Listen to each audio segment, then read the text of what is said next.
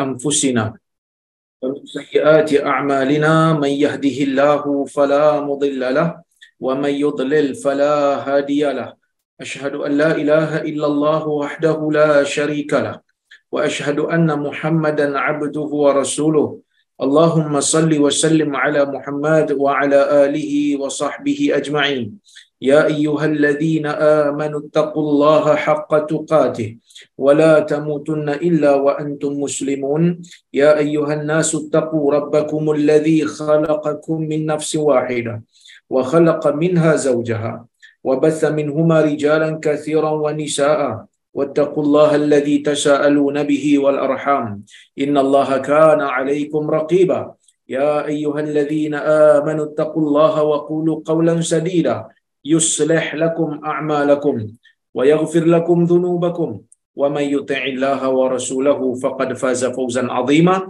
فإن أصدق الحديث كتاب الله وخير الهدي هدي محمد وشر الأمور محدثاتها وكل محدثة بدعة وكل بدعة ضلالة أما بعد muslimin dan muslimat yang dirahmati oleh Allah Subhanahu wa taala sekalian. Alhamdulillah pada malam ini kita bersyukur kepada Allah Subhanahu wa taala kerana kita diberikan kesempatan untuk bertemu menyambung semula kuliah kita Al-Adabul Mufrad, yang mana kuliah ini merupakan anjuran Global Ihsan Malaysia. Jadi insya-Allah hari ini kita nak sambung balik perbincangan kita pada bab yang ke-84. Insya-Allah hari ini bab 84, bab bai'ul khadim minal a'rab.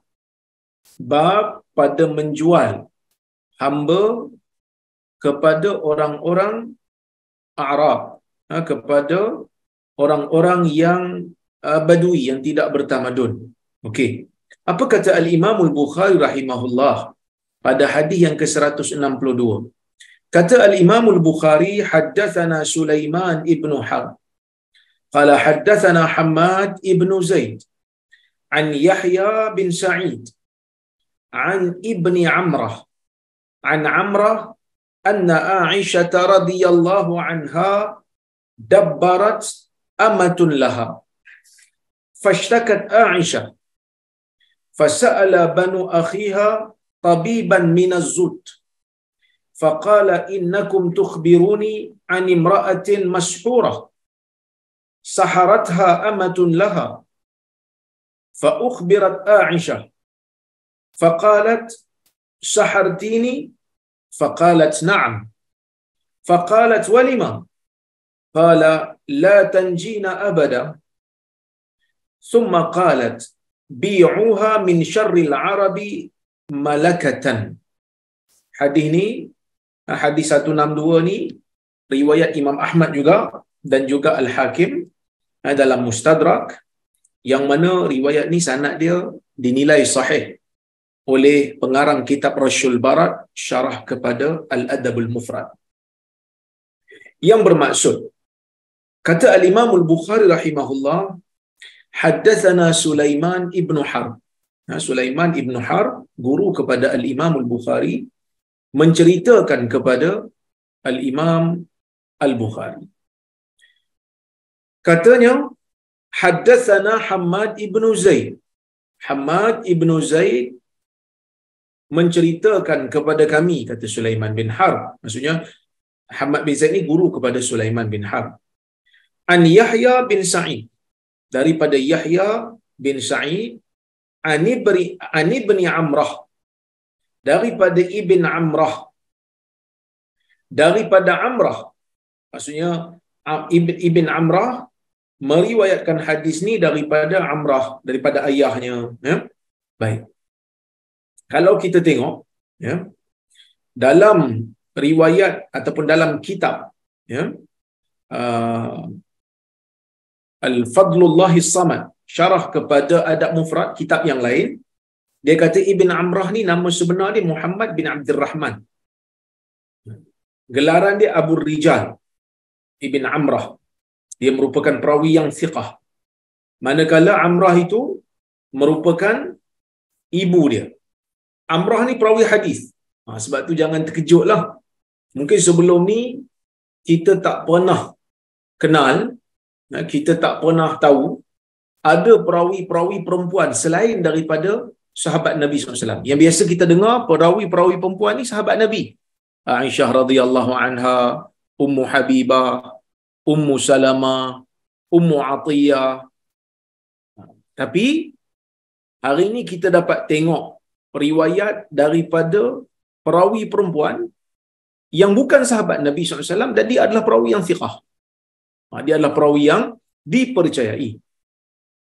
Dia kata daripada Amrah, ya, Amrah ni menyebutkan sesungguhnya Aisyah radhiyallahu anha dabbarat amatan laha. Aisyah ni ada seorang hamba perempuan. Hamba perempuan yang Aisyah janji nak bebaskan dia kalau Aisyah meninggal dunia. Aisyah sebut pada hamba perempuan dia ni, kamu ni kalau aku meninggal dunia, kamu akan aku bebaskan. Itu dalam bahasa kita dipanggil tadbirul abd ataupun hamba yang mudabbar, hamba yang mudabbar, hamba yang diberikan janji untuk dibebaskan. Baik, fashtakat Aisyah, pada satu ketika tiba-tiba Aisyah ni jatuh sakit. Tak pasal-pasal Aisyah jatuh sakit. Fasa'ala banu akhiha tabiban minaz zut. Jadi banu akhiha, anak kepada saudara Aisyah. Anak kepada saudara Aisyah ni pun dia pergi carilah orang yang boleh mengubati Aisyah ni. Siapa yang boleh ubat Aisyah ni, sebab Aisyah sedang sakit waktu ni. Tak tahu sakit apa. Jadi orang pun cari minaz zut, yang mana tabib tu ataupun orang yang pandai mengubat tu daripada bangsa Zut. Ulama berbeza pendapat, ya. Ada yang kata Zut ni ialah satu kaum daripada benua India. Ada yang kata daripada Sudan. Tak ada masalah lah yang tu. Yang pastinya, ya, yang pastinya apa? Yang pastinya Aisyah radhiyallahu anha pada waktu tu sedang sakit. Pada waktu tu sedang sakit, jadi dia tak ada siapa nak mengubat, dia pergilah cari orang yang pandai berubat, yang dikatakan orang yang pandai mengubat tu, perawat tu adalah daripada bangsa Sudan, sebahagian ulama kata daripada benua India. Okey. Kemudian apabila orang ni dipanggil dan mengubat Aisyah radhiyallahu anha, dia pun sebut, dia bila tengok Aisyah dia kata, innakum tukhbiruni an imra'atin mashhurah. Dia kata, kamu telah mengkhabarkan kepada saya tentang seorang perempuan, ya, yang telah disihirkan. Perempuan ni sedang disihir. Maksud tabib ni ada kemampuan lah nak tengok. Berdasarkan pengalaman dia, dia nampak Aisyah ni kena sihir. Okey. Saharatha amatun laham. Yang mana yang mensihirkan dia ni adalah hamba perempuan dia. Bukan orang lain ni, orang dekat dia. Okey. Fa ukhbirat Aisyah. Lalu bila perawat ni bagi tahu, kata hamba perempuan Aisyah yang sihirkan dia.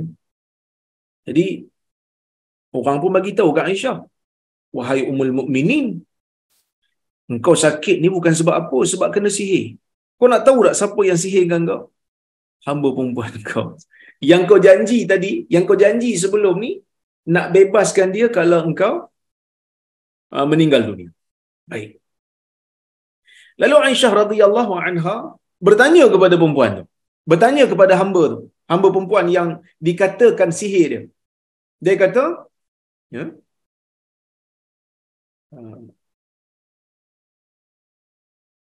Sahartini, kamu sihir aku? Aisyah tanya. Qalat, na'am. Dia kata, ya. Qalat, walima? Aisyah tanya, kenapa? la tanjina abada. Kamu tidak akan selamat selama-lamanya. Summa qalat, bi'uha min syarril arab malakatan. Jual dia. Jual perempuan hamba ni, ya, kepada orang-orang Arab Badui yang mana perangainya itu tidak baik. Perangainya tidak elok ketika menjaga hamba. Okey, apa faedah yang boleh kita ambil daripada hadis ni? Yang pertama sekali, sihir ni memang ada. Sihir ni kita tak boleh nafilah.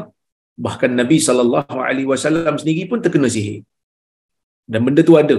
Bahkan dalam Al-Quran Allah Subhanahu Wa Taala menceritakan kepada kita bagaimana Nabi Musa berdepan dengan penyihir-penyihir ataupun tukang-tukang sihir yang ada di zamannya, iaitu yang berkhidmat untuk Firaun. Baik. Itu yang pertama. Yang kedua, bila mana seseorang itu terkena penyakit, maka tak salah untuk dia mencari ataupun sesiapa saja yang nak membantu orang sakit untuk mencari orang yang boleh mengubat. Bahkan Allah Azza wa Jalla menurunkan ubat-ubatan kepada penyakit supaya kita mencari.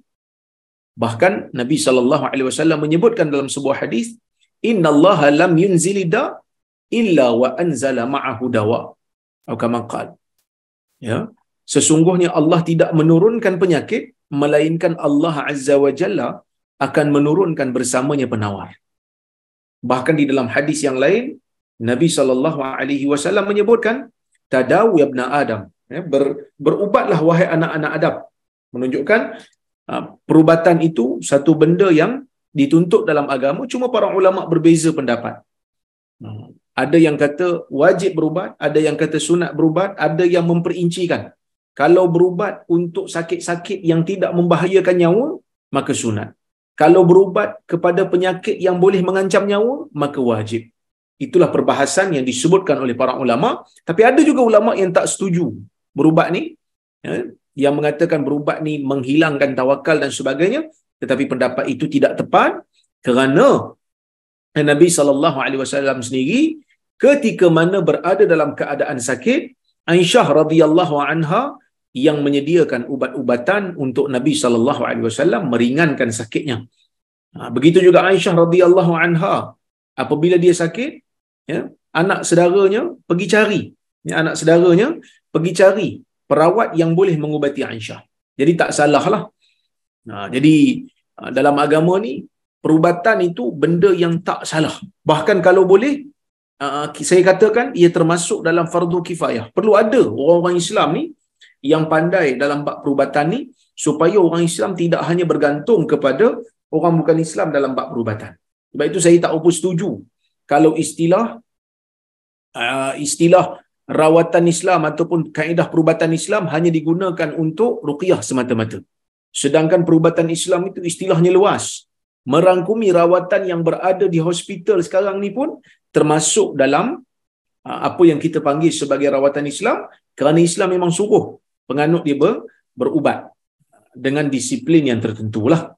Bahkan para ulama mengatakan dibenarkan untuk kita membuka aurat pun kalau ada keperluan untuk berubat. Menunjukkan Islam ni dia dalam bab perubatan ni dia ambil berat.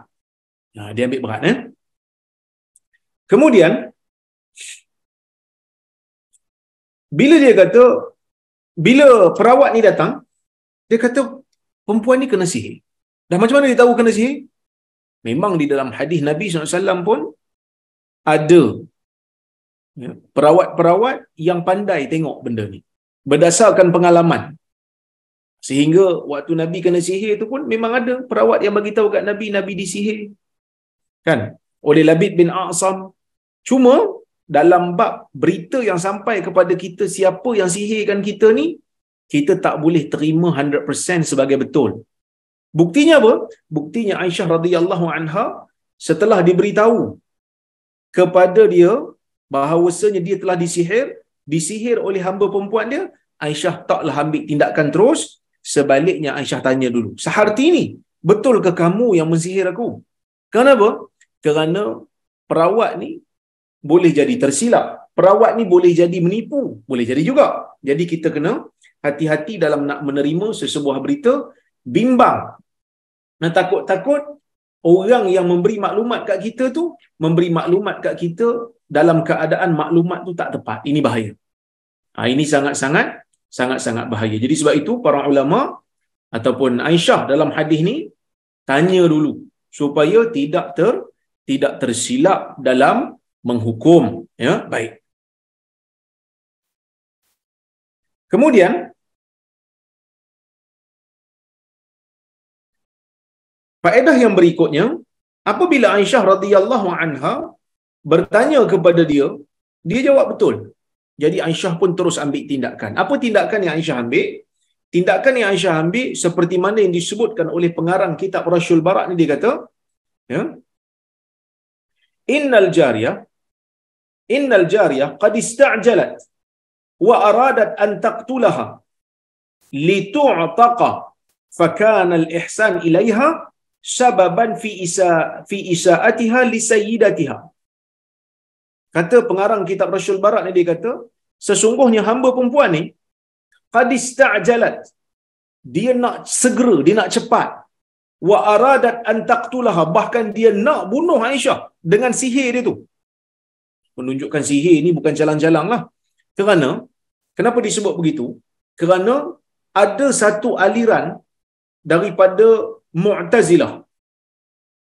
Mereka menganggap sihir ni dia tidak ada kesan pada jiwa kita.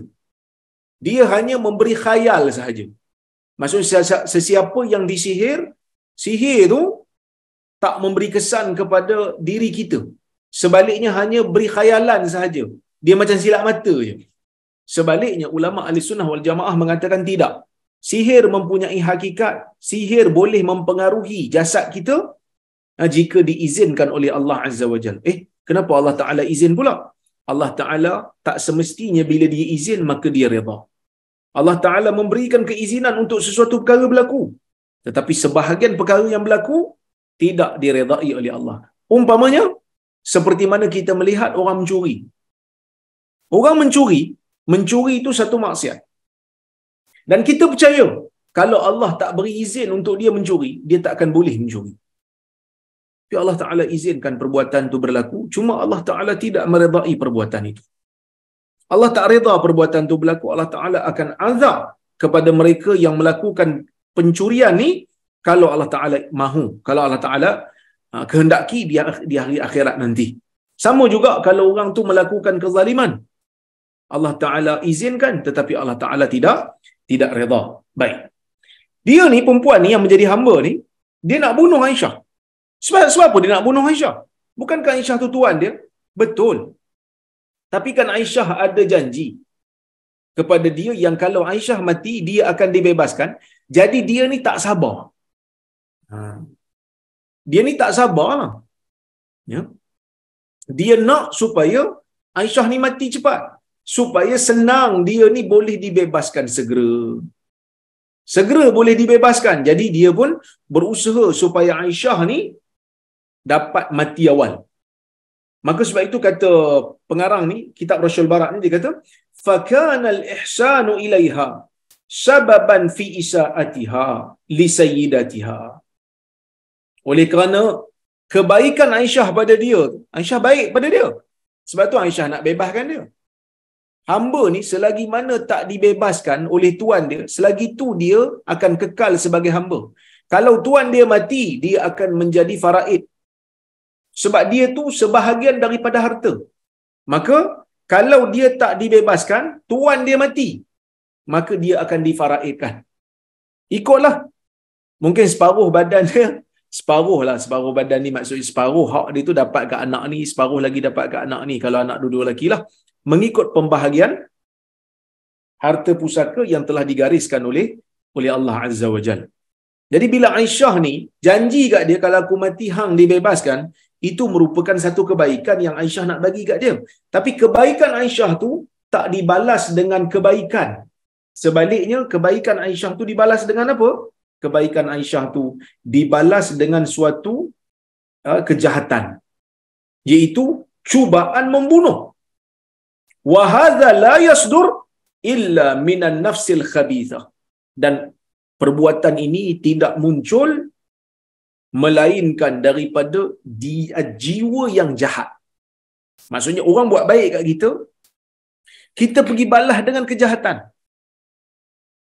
Itu menunjukkan diri kita ni jahat sungguh. Orang dah buat baik dah kat kita ni. Paling tidak, orang jahat macam mana pun, kalau dia ada iman, kalau orang buat baik kat dia, tersentak kat hati dia. Ish, aku takkan nak balas kat dia kejahatan. Dia buat baik kat aku ni. Tapi bila mana satu orang tidak ada rasa bersalah untuk membalas kebaikan dengan kejahatan, menunjukkan diri dia tu ada masalah. Diri dia tu menjahat sungguh. Walidzalika amarat Aisyah bi bai'aha minal a'rab alladhi la yuhsinuna ila al-mamalik. Oleh kerana itulah Aisyah mengarahkan supaya hamba perempuan ini dijual daripada golongan orang-orang Badui yang tidak melakukan kebaikan kepada hamba mereka. Sebab apa Aisyah buat macam tu? Sebab dia tak berlaku baik pada tuan dia yang baik kat dia, maka dia layak untuk mendapat tuan yang tak berapa nak baik kat dia lah, sebab dia pun tak berapa nak baik. Ini merupakan salah satu daripada perkara membalas kejahatan dengan sesuatu yang setimpal. Kalau orang buat sesuatu benda yang zalim kat kita, boleh tak kita pergi mengadu dekat hakim untuk ambil tindakan kat dia? Boleh. Sebab apa? Sebab dia dah buat zalim kat kita. Kan? Tak salah. Jadi yang ni Aisyah membalas kejahatan dengan sesuatu yang setimpal. Aisyah tak pukul dia. Sebab Aisyah tak ada hak lah nak pukul ataupun nak ambil tindakan, sebab Aisyah bukan pemerintah. Kalau pemerintah boleh lah. Tapi Aisyah pergi jual dia kepada orang yang tak berapa nak elok jaga hamba. Sebab dia pun tak berapa nak elok jaga tuan. Maka bertemulah buku dengan ruas. Okey. Kita tengok hadis yang berikutnya. Babul al-afu 'anil khadim. Bab mengampunkan ataupun memaafkan hamba yang berkhidmat untuk kita. Okey, tengok. Kata al-Imam al-Bukhari pada hadis 163. Haddatsana Hajjaj qala haddatsana Hammad huwa ibn Salamah qala akhbarana Abu Ghalib an Abi Umamah qala aqbala an-nabiy sallallahu alaihi wasallam ma'ahu ghulaman فوهب أحدهما لعلي صلوات الله عليه وقال لا تضربه فإني نهيت عن ضرب أهل الصلاة وإني رأيته يصلي منذ أقبلنا وأعطى أبا دار غلامه وقال استوصي به معروفا فأعتقه فقال ما فعل قال أمرتني أن أستوصي به خيرا فأعتقته. Hadis ni dia punya sanad dia hasan lah. Sebab apa? Sebab Abu Ghalib ni perawi yang dikategorikan sebagai saduk, perawi hadis hasan, saduk yukhti. Okey, baik. Kata Imam Al-Bukhari rahimahullah, Hajjaj telah menceritakan kepada kami. Dia mengatakan Hammad telah menceritakan kepada kami. Hammad ni Hammad mana? Hammad dalam ilmu hadis, dalam perawi hadis ni ada dua orang yang terkenal. Satu Hammad yang dipanggil sebagai Hammad Ibnu Zaid. Hammad Ibnu Zaid kita dah lepas dah tadi. Kita dah baca dah riwayat dia tadi. Satu lagi Hammad Ibnu Salamah. Ada dua orang Hammad yang kita kena tahu ni. Kerana Hammad ni dua-duanya berbeza. Dua-duanya beza. Hammad bin Zaid lebih kuat, lebih kukuh kedudukannya, ingatannya berbanding Hammad bin Salamah. Hammad bin Salamah pun okey. Cuma ada sedikit kerikan dia tak sampailah pada tahap kekuatan ingatan Hammad bin Zaid. Hammad bin Salamah mengatakan akhbarana Abu Ghalib. Abu Ghalib telah menceritakan kepada kami daripada Abu Umamah. Abu Umamah Al-Bahili, sahabat Nabi sallallahu alaihi wasallam. Abu Umamah kata aqbala an-nabiy sallallahu alaihi wasallam ma'ahu ghulaman. Nabi sallallahu alaihi wasallam pada satu hari, ya, dia muncul bersama dengan dua orang hamba. Dua orang hamba lelaki. Okey. Fawahaba ahadahuma li Ali sallallahu alaihi. Maka Nabi sallallahu alaihi wasallam pun menghadiahkan salah seorang hamba yang Nabi dapat tu kepada Ali bin Abi Talib. Ya, salawatullahi alaihi. Lepas tu Nabi pun pesan. Nabi pesan kepada Ali, Nabi kata la tadribhu. Jangan kamu pukul dia. Fa inni nuhitu an darbi ahli salah. Kerana aku dilarang untuk memukul ahli salat. Aku dilarang untuk memukul orang yang bersalat. Selain daripada kalau dia melakukan kejahatan lah. Kalaulah kata dia ni satu orang yang minum arak kemudian tertangkap dengan bukti memang ada dia minum arak dan dia Muslim, maka bolehlah pergi sebat dia kerana hudud. Kalau dia pergi berzina, ada bukti, ada saksi, maka bolehlah sebat dia 100 kali, hudud. Tapi selain daripada itu, kalau dia tak buat salah, ya, kalau dia tak buat salah, maka tak bolehlah Nabi SAW tak benarkan pukul. Sebab dia orang baik lah, dia salat. Okey. Ini menunjukkan kepada kita bahawasanya kedudukan salat dan orang yang bersalat ni tinggilah di sisi agama. Jangan, kalau boleh kita melazimilah salat, jangan tinggal salat. Sebab apa? Sebab salat ni ada kedudukan sehingga kalau orang tu bersalat, Nabi SAW layan baik. Ya? Baik. Kemudian Nabi SAW kata apa? Wa inni ra'aituhu yusalli mundu aqbalna. Kerana aku telah melihat dia ni salat sejak dari kami datang tadi. Kenapa?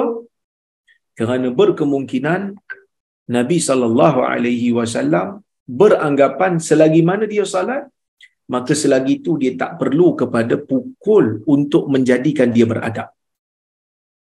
Sebab apa? Sebab dengan tuan dia yang hakiki pun dia dah beradab dah. Siapa tuan yang hakiki?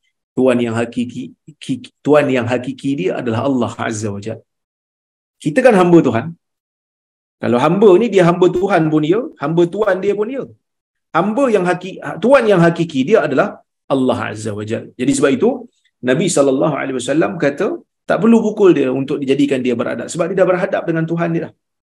Dia dah laksanakan tugas dia dah laksanakan tanggungjawab dia sebagai hamba. Dan salat ini tanha anil fahsya wal munkar. Salat ni menghalang daripada perkara keji dan munkar. Ya, baik. Kata Imam Tibi, dia kata apa? Dia kata wa zalika li anna al musalli ghaliban la ya'ti bima yastahiq ad-dar. Dia kata kerana kebiasaannya orang yang salat ni dia tak datangkan, dia tak bawa benda yang boleh membawa kepada pukul. Biasanya orang salat ni dia behave. Dia behave.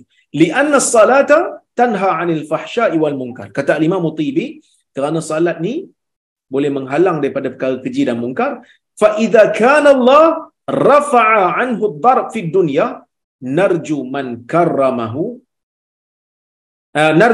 karamihi wa lutfihi alla yukhziyahu fil akhirah bidukhulin nar. Maka dia sebut jika Allah telah mengangkat daripada dia ni pukulan di dunia. Maksudnya bila Nabi kata jangan pukul dalam dunia sebab dia ni salat, maka Nabi tak bagi dia dipukul. Kalau dipukul dalam dunia pun terangkat untuk dia, maka dengan kemuliaan Allah Azza wa Jalla, dengan kelembutan Allah Azza wa Jalla, kita mengharapkan supaya Allah tidak mensia-siakan, menghinakan dia di akhirat dengan dia masuk ke dalam neraka. Ya. Lepas tu Imam Tibi bawakan ayat Quran, Rabbana innaka man tudkhilin nara faqad akhzaitah. Wahai Tuhan, sesiapa yang kau masukkan ke dalam neraka, sesungguhnya engkau telah memberikan kehinaan kepada dia kerana masuk ke dalam neraka. Baik. Lalu Nabi pesanlah kepada Ali jangan pukul sebab dia solat. Okey. Aku tengok dia solat tadi, jangan pukul dia. Wa a'ta Abu Dzar ulama. Dan Nabi SAW berikan kepada Abu Dzar seorang lagi hamba. Wa qala istausi bihi ma'rufa. Nabi pesan kepada Abu Dzar. Nabi kata, ya, tolong terima wasiat aku wahai Abu Dzar supaya kamu melakukan kebaikan pada dia, uruskan dia, berinteraksi dengan dia secara baik. Jangan buat zalim kat dia. Buat baik kat dia, layan dia elok-elok. Lalu Abu Dzar buat apa bila dengar ucapan Nabi SAW untuk buat baik kat dia? Fa'ataqahu. Abu Dzar tak tunggu lama. Abu Dzar pun membebaskan dia. Abu Dzar merdekakan dia. Baru je dapat ni. Kan, baru je dapat hamba. Dan hamba ni bukan satu benda yang murah. Hamba ni bukan satu benda yang murah. Dan sesiapa yang ada hamba, mudah urusan hidup dia. Tuan-tuan, sebab apa? Sebab hamba ni, dia bukan robot. Dia adalah pembantu yang kita hanya perlu beri makan dan pakaian kat dia. Kan? Apa saja hasil yang dia kerja tu, dia akan bagi kat kita. Kalau tuan dia baik sikit, boleh pecah dua. Apa yang dia dapat hasil tu. Contoh macam tuan dia kata, hari ni kau kerja, pergilah kerja dekat Madinah ni. Kalau kau dapat 100 dirham, kau bagi kat aku. Lebih tu kau punya. Itu kalau kalau tuan dia baik lah. Dan tuan dia boleh ambil semua pun. Tuan dia boleh ambil semua kalau tuan dia nak. Selagi mana dia ada tenaga. Jadi, dapat hamba ni bukan senang. Dan kalau dapat pun, memudahkan kerja banyak. Bila Nabi SAW pesan kepada Abu Dzar untuk buat baik kat dia, Abu Dzar tak tunggu lama, Abu Dzar merdekakan dia terus. Jadi bila Abu Dzar merdekakan dia terus, Nabi SAW tanya. Kan? Nabi tanya, "Ma fa'al?" Dia buat apa? Sampai kau bebaskan dia terus ni. Maka Abu Dzar kata, "Amartani an astausiya bihi khaira fa'ata'tuhu." Bukankah tadi wahai Rasulullah, engkau yang suruh aku buat baik kat dia? Jadi aku bebaskanlah dia. Itulah yang terbaik yang ada. Itulah cara terbaik aku nak berinteraksi dengan dia. Aku bebaskan dia, aku akan dapat pahala. Kan kita dah baca hadis tadi. Kita dah baca hadis sebelum ni. Yang mana hadis tu menyebutkan, sesiapa yang membebaskan hamba Muslim, maka setiap daripada anggota hamba tu menjadi ganti untuk Allah bebaskan anggota kita daripada neraka Allah. Jadi Abu Dzar ni dia faham bebaskan hamba adalah satu kebaikan. Jadi bila Nabi pesan buat baik kat dia, Abu Dzar bebaskan terus.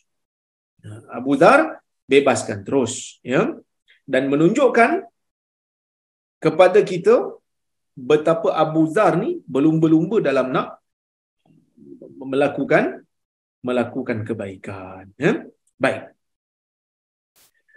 Fa'ataqtuhu, maka Abu Dzar bebaskan dia. Okey, apa faedah yang kita boleh ambil daripada hadis ni? Yang pertama sekali, Nabi SAW pesan kepada kita, kepada sahabat dia, supaya tidak berlaku zalim kepada hamba. Jangan pukul hamba, terutamanya hamba yang baik dan melaksanakan salat. Dan begitu bersungguhnya Abu Dzar dalam nakkan kebaikan. Dan Nabi SAW tu sendiri menjaga hak hamba. Kan? Bukan hanya Nabi SAW menjaga hak orang Islam saja. Bukan hanya Nabi SAW menjaga hak orang kaya saja. Bukan hanya jaga hak kanak-kanak saja. Nabi SAW menjaga juga hak orang-orang yang lemah, termasuk golongan hamba. Orang miskin, orang yang lemah. Maka Nabi berpesan kepada orang yang kaya yang ada kuasa ni, jangan buat tak tentu hala. Jangan buat tak tentu hala sehingga menyebabkan orang-orang yang lemah ni tertindas. Bahkan dalam hadis yang lain, kita tengok dalam hadis yang lain, Nabi SAW pernah ditanya oleh seorang sahabat. Saya bacakan hadisnya daripada Abdullah bin Umar. Dia kata, Ja'a rajulun. Hadis ini dalam Sunan Tirmizi. Tuan-tuan boleh tengok. Ja'a rajulun ila Nabi sallallahu alaihi wasallam. Ada seorang lelaki datang pergi jumpa Nabi SAW, faqala, lalu dia mengatakan, ya Rasulullah, kam na'fu 'anil khadim. Dia kata, ya Rasulullah, berapa kali kita nak maafkan pembantu kita ni? Berapa kali kita nak maafkan hamba kita yang berkhidmat untuk kita ni? Maka Nabi sallallahu alaihi wasallam tak jawab. Fasamata, Nabi diam. Summa a'ada alaihi al-kalam. Lalu bila dia tanya Nabi sallallahu alaihi wasallam, dia tak jawab. Bila dia tak jawab, bila Nabi tak jawab, dia tanya sekali lagi. Dia ulang soalan yang sama. Ya Rasulullah, berapa kali kita nak maafkan hamba kita ni? Fasamata, Nabi pun diam lagi. Falamma kana fi tsalitsah, dia ulang lagi kali kedua, Nabi diam. Dia ulang kali ketiga, barulah Nabi jawab. Nabi kata, u'fu anhu fi kulli yawmin 70 marrah. Maksudnya Nabi SAW kata, ampunkan dia, maafkan hamba tu kalau boleh sehari 70 kali pun tak apa. Maksudnya kalau boleh maafkan banyak kali sehingga 70 kali pun buat. Punyalah Nabi SAW ni bersungguh menjaga hak hamba supaya kita tak berlaku zalim kat dia lah. Okey? Kemudian hadis ni juga nak buktikan kepada kita tentang kedudukan salat lah. Salat ni bukan benda main-main, salat ni benda yang besar. Jadi kalau kita nak kehidupan kita tersusun dan teratur, kita kena jaga salat. Kalau kita nak perangai kita, akhlak kita terpelihara, kita tak kata kita maksum lah, tapi setidak-tidaknya kita nak setiap tindakan kita terpelihara, setiap tindakan kita dijaga, maka kita kena jaga hubungan kita dengan Allah Azza wa Jalla. Hubungan kita dengan Allah Azza wa Jalla yang langsung ialah salat. Kerana setiap daripada bacaan Fatihah kita tu, Allah Ta'ala akan jawab. Baca satu ayat, kita baca satu ayat daripada Fatihah, Tuhan jawab. Kita baca satu ayat, Tuhan jawab. Menunjukkan apa? Menunjukkan kepada kita bahawasanya salat ni hubungan kepada Allah tu langsung. Sebab itu Nabi SAW tak benarkan kita ni kalau nak meludah waktu salat, Nabi tak benarkan kita ludah ke depan, ludah belah kiri. Sebab apa? Sebab kita sedang bermunajat pada Allah Azza wa Jalla, hubungan langsung pada Allah. Sangat tidak beradab untuk meludah ke arah depan. Okey, kita tengok hadis yang berikutnya. Hadis nombor 164. Kata Al-Imam Al-Bukhari rahimahullah, haddatsana Abu Ma'mar qala haddatsana Abdul Warith qala haddatsana Abdul Aziz an Anas qala qadima an-nabiy sallallahu alaihi wasallam al-Madinah wa laysa lahu khadim fa akhadha Abu Talhah bi yadi فانطلق بي حتى أدخلني على النبي صلى الله عليه وسلم فقال يا نبي الله إن أنسا غلام كيس لبيب فليخدمك قال فخدمته في السفر والحضر مقدمه المدينة حتى توفي صلى الله عليه وسلم ما قال لي لشيء صنعته لما صنعت هذا هكذا ولا قال لي لشيء لم أصنعه ألا صنعت هذا هكذا.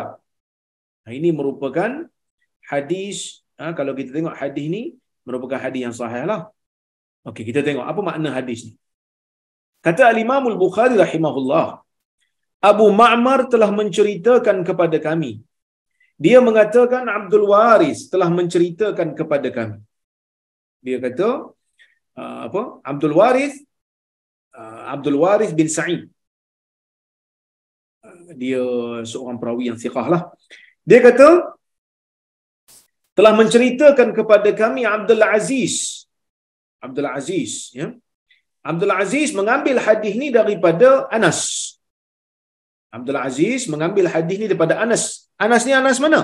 Anas ni Anas bin Malik radhiyallahu anhu, yang mana Anas kata qadiman nabiyyu sallallahu alaihi wasallam al-Madinah. Nabi sampai ke Madinah. Bila Nabi sampai ke Madinah ni? Nabi sampai waktu hijrah lah. Kan? Setelah 13 tahun berada di Mekah, Nabi SAW tidak nampak jalan untuk mengembangkan Islam dengan lebih besar di Mekah. Tak ada ruang untuk mendapatkan pemerintahan di Mekah. Tak ada ruang untuk mendapatkan pengaruh yang besar di Mekah pada ketika itu. Maka Allah Azza wa Jalla mengizinkan untuk Nabi ni berhijrah ke Madinah untuk membina kekuatan baru. Lalu bila Nabi sampai ke Madinah, Anas kata walaisa lahu khadim. Nabi tak ada hamba. Nabi ni tak ada hamba, Nabi tak ada pembantu. Fa akhadha Abu Talhah bi yadi. Lalu Abu Talhah pun ambil tangan aku. Abu Talhah ni siapa? Abu Talhah ni saya dah cerita dalam kuliah yang lepas. Yang dia ni merupakan bapa tiri kepada Anas bin Malik. Anas bukan anak Abu Talhah, anak kandung Abu Talhah. Sebab Anas ni dia bin Malik. Bapa dia Malik. Malik mana? Malik bin Nadar. Bapa dia tak terima Islam. Bila mak dia masuk Islam, bila mak dia nama Ummu Sulaim masuk Islam, Abu Talhah Malik bin Nadar tak terima. Lalu Malik bin Nadar melarikan diri. Anas ni hiduplah dalam keadaan tak ada ayah. Sehinggalah Abu Talhah berkenan dengan Ummu Sulaim. Abu Talhah pun meminang Ummu Sulaim. Ummu Sulaim kata, kalau kau nak kahwin dengan aku, kau kena terima Islam. Abu Talhah pun terima Islam. Akhirnya menikah. Jadi Abu Talhah ni kira bapa tiri Anas lah. Dia bawa Anas pergi jumpa dengan Nabi SAW. Dia bawa aku pergi jumpa Nabi. Hatta adkhalani ala Nabi SAW. Sehingga Abu Talhah bawa aku masuk berjumpa dengan Nabi SAW. Lalu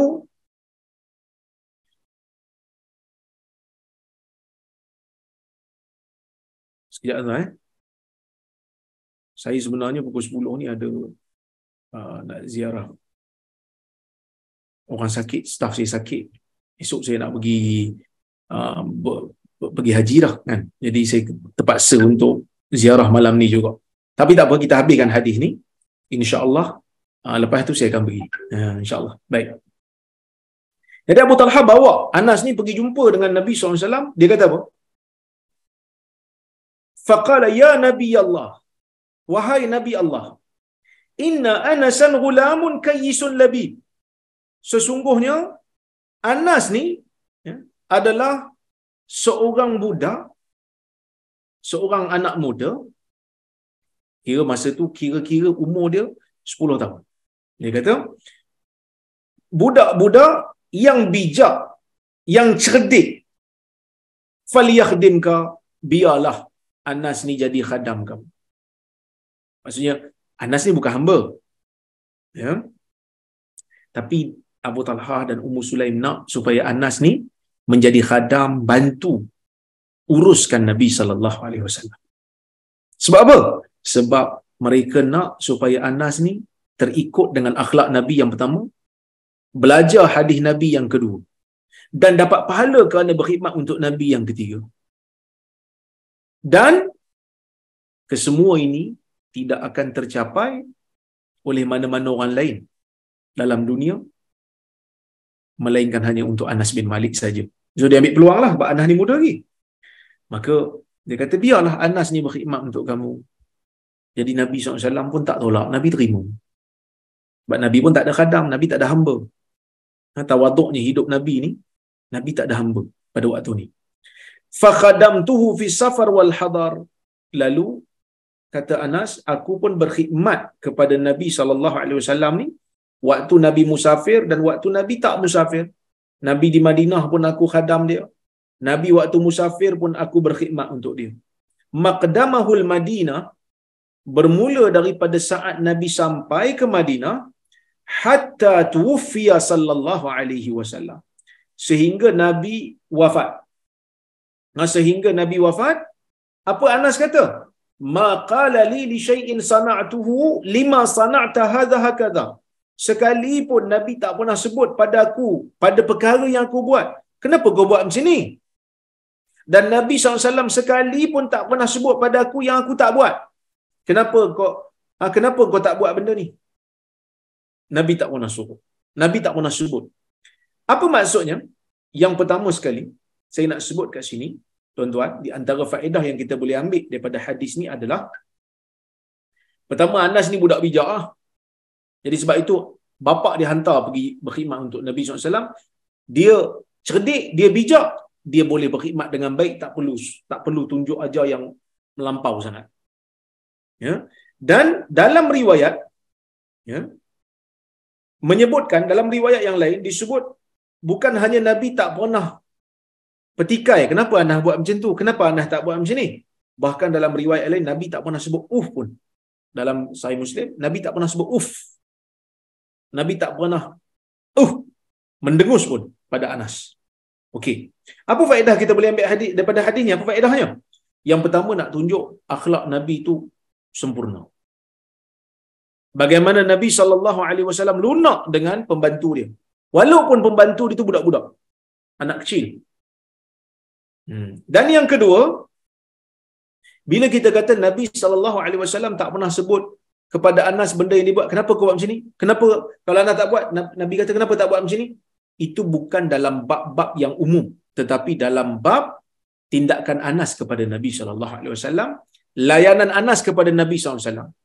Tapi kalau dalam bab maksiat, mustahil Nabi tak tegur. Kalau Anas buat silap yang bercanggah dengan agama, mustahil Nabi tak tegur. Jadi sebab itu kata Syekh, pengarang kitab Rasyul Barat ni, dia kata, tarku atiradihi alaihi salam binisbati ila Anas innama huwa ligharadin fima yata'allaqu bi adabi khidmatihi lahu sallallahu alaihi wasallam. Yang Nabi tak tegur ni hanya bab adab Anas berkhidmat kepada Nabi, bukan dalam bab-bab taklif ataupun dalam bab hukum hakam. Kalau dalam bab hukum hakam, kalau Anas tersilap, pastinya Nabi akan tegur. Ya, baik. Begitu juga nak bagi tahu kat kita, dalam bab-bab yang kita tak boleh ubah ni, benda dah berlaku, kita tak perlu nak terlalu mengamuk sehingga menyebabkan maruah orang tercela ataupun maruahnya jatuh ataupun terobek. Kerana benda dah berlaku. Cuma kita boleh nasihat elok-elok supaya benda itu tak berulang. Begitu juga nak tunjuk kepada kita, Nabi SAW ni, lidah dia bukan lidah orang yang suka mencela, bukan lidah orang yang suka mencerca.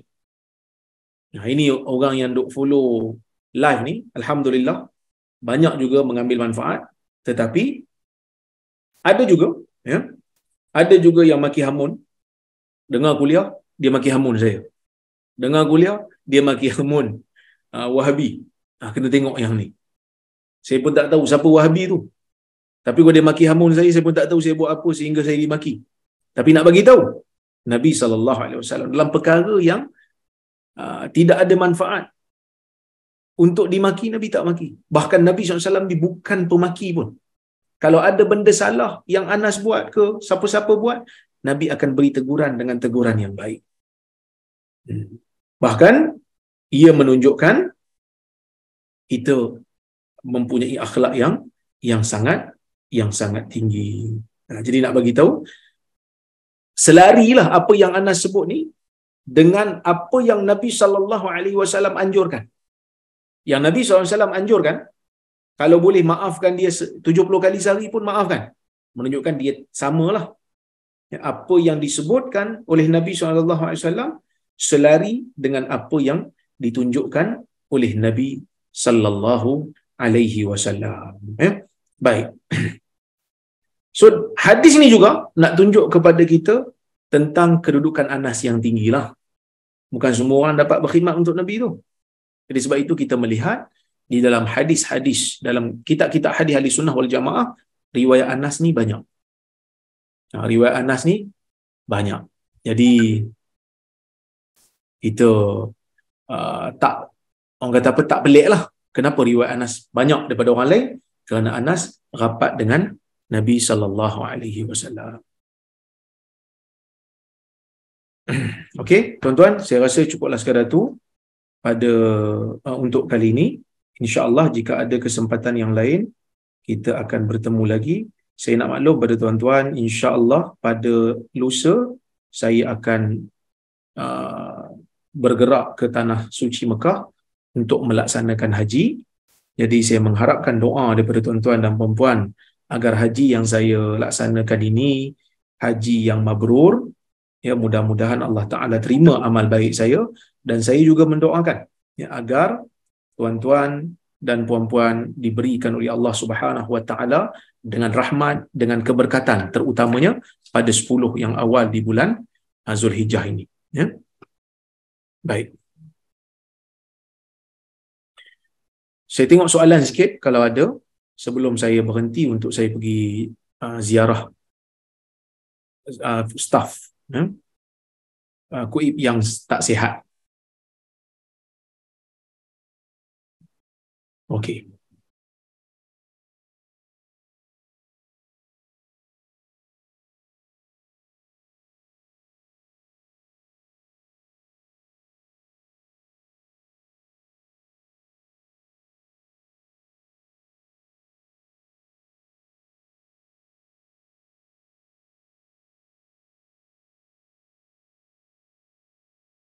Saya tengok kalau ada soalan.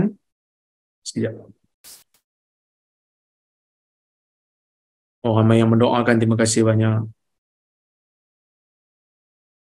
Adakah sunat untuk solat qabliyah hari Jumaat di masjid untuk lelaki? Ini soalan daripada kawan, dia kata. Okey, pertama sekali, solat qabliyah bagi solat zuhur memang ada, tidak ada khilaf. Ya, tidak ada khilaf di kalangan ulama-ulama ahli sunnah wal jamaah. Ya. Manakala bagi qabliyah Jumaat ulama berbeza pendapat. Sebab apa? Sebab di zaman Nabi sallallahu alaihi wasallam azan tu cuma sekali. Azan saja terus naik. Imam terus naik mimbar. Jadi tak ada ruanglah untuk solat qabliyah. Tetapi dalam mazhab Syafi'i mereka kata ada solat sunat qabliyah. Sebab apa? Sebab mereka menggunakan dalil inna ma baina kulli adhanaini salah. Bagi setiap di antara dua azan, iaitu azan dan iqamah, itu ada salat. Ada salat. Jadi dalam isu ni ada khilaf di kalangan ulama. Jadi dalam isu ni kita berlapang dada. Kalau tanya saya mengatakan tidak ada qabliyah, yang ada cuma salat tahiyatul masjid dan salat sunat yang banyak. Sehingga apabila imam salat zuhur, azan zuhur, imam naik ke mimbar, kita mendengar khutbah saja. Tapi kalau ada orang sebelah kita salat qabliyah, kita tak bantahlah. Kita tak bantah kerana kita mengetahui dalam masalah ni ada khilaf. Wallahu a'lam. Okey.